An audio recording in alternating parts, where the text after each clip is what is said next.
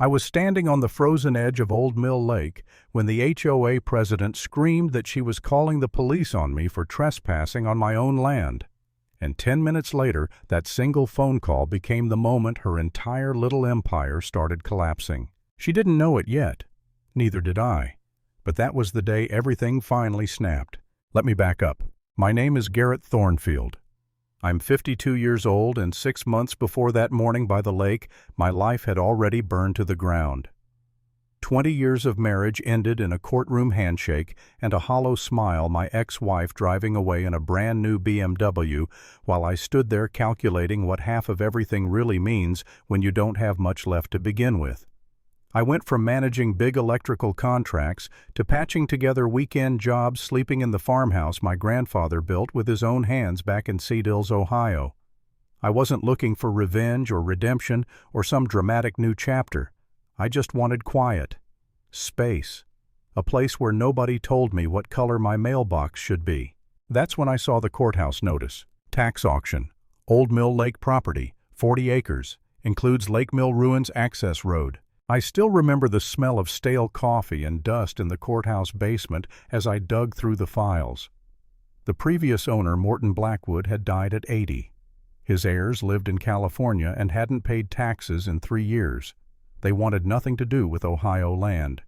$15,000 later, that land was mine, on paper at least. Old Mill Lake was beautiful. 15 acres of spring-fed water surrounded by oak trees older than most marriages. The stone ruins of an 1890s mill sat at the shoreline like a forgotten castle. I could already see it guided fishing trips, maybe a couple of tiny cabins for people who wanted to unplug for a weekend. A fresh start. Something honest. What I didn't expect was to meet the neighborhood dictator on day one. I'd barely finished walking the property when voices echoed from the mill ruins. Folding chairs, coolers. About 20 people gathered like they were at an outdoor church service.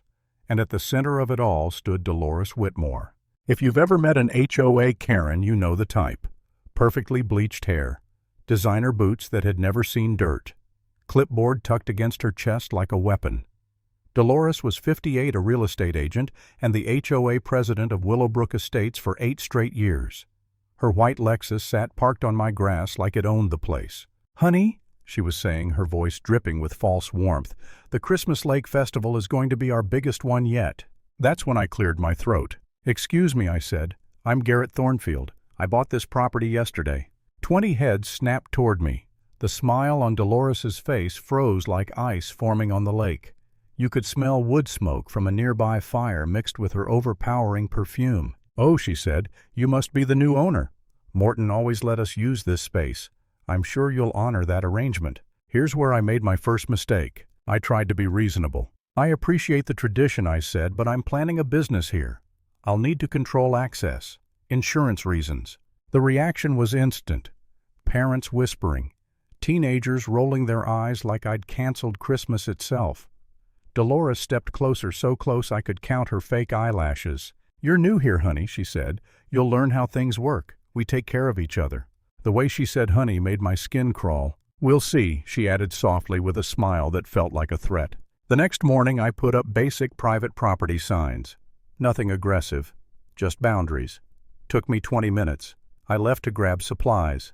When I came back, every sign was gone, torn down, thrown into the lake like trash. And standing there, hands folded, smiling like she'd just caught a criminal, was Dolores, flanked by 2 police officers. "There he is," she said, "the one disturbing our community traditions." One of the officers, a thick-set guy with a mustache straight out of 1985, rested his hand on his belt like I was about to make a run for it. Turns out Dolores was his cousin. Small towns are funny like that. "We've had complaints," he said. "You're harassing residents." I pointed at my signs floating in the water. "They destroyed my property." "Those signs were disturbing the peace," Dolores snapped. The officers left me with a warning about community harmony. Translation: do what Dolores wants or else. The citation started days later. Improper vehicle storage for my truck. Unauthorized material storage for lumber on my land. Unapproved signage because my replacement signs violated HOA aesthetics. Each one came with a fine and a mandatory appearance before the town council. Guess who sat there as the community representative? That's when the doubt crept in.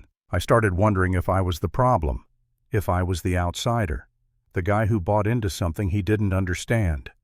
Money was bleeding out. Every neighbor looked at me like I was a villain. Some nights I sat in my grandfather's kitchen staring at the table thinking maybe I should just sell and leave. Let them have the lake. Let Dolores win. And that thought scared me more than the fines, because my grandfather didn't build that house by giving up. So I started digging. The courthouse basement became my second home. Microfilm, dust, records nobody had touched since disco was popular. And buried in those files I found the original 1890 deed. Handwritten, yellowed, still legally binding. It granted full water and access rights to the land, including all routes necessary for those rights. I hired a professional surveyor even though I couldn't afford it. Watching him work was like watching justice take shape in real time. When he finished, he just stared at the map and shook his head. Your property line extends 15 feet into what everyone thinks is the public access road, he said. That whole stretch, it's yours. I walked that road that night, gravel crunching under my boots. Every car that drove through was trespassing, including Dolores's Lexus. I installed trail cameras. Within 48 hours, I had footage of Dolores bringing real estate clients onto my land, gesturing grandly at the lake, selling exclusive community access she didn't own. Teenagers dumping trash. Someone urinating against the mill ruins. Dolores herself walking her dog, letting it crap right in my newly planted wildflowers, smiling directly at the camera. Then my insurance company confirmed it. If I allowed unauthorized public use, my coverage was void. One accident, and I'd lose everything. That's when Dolores escalated. Environmental complaints. Inspectors who just happened to be her friends. False reports claiming I was planning a massive marina. That's when my cousin Rebecca stepped in. 15 years fighting environmental fraud. She read the complaint once and laughed, not a happy laugh.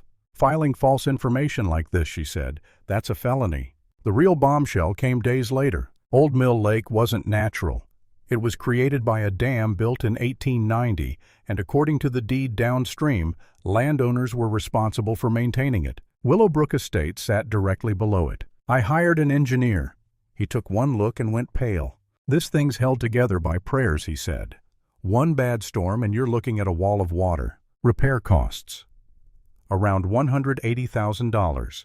And legally, the HOA owed every penny. The day Dolores called 911 was the day it all came together. She screamed that I was dangerous, claimed I had explosives, claimed I was threatening to flood the neighborhood.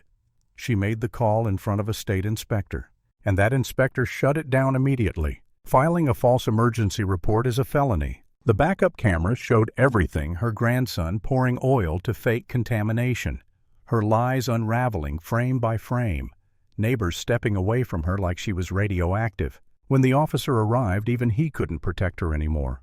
The inspector declared the dam unsafe. Notices went out. Liability letters followed. Dolores lost control in public, ranting about conspiracies while the crowd watched in silence. 3 days later, the HOA voted her out. Her real estate license was revoked. She pled guilty to filing false reports. And the lake? It stayed exactly where it was: private, protected, and finally respected. I stood there again at the water's edge planting new signs. This time nobody touched them.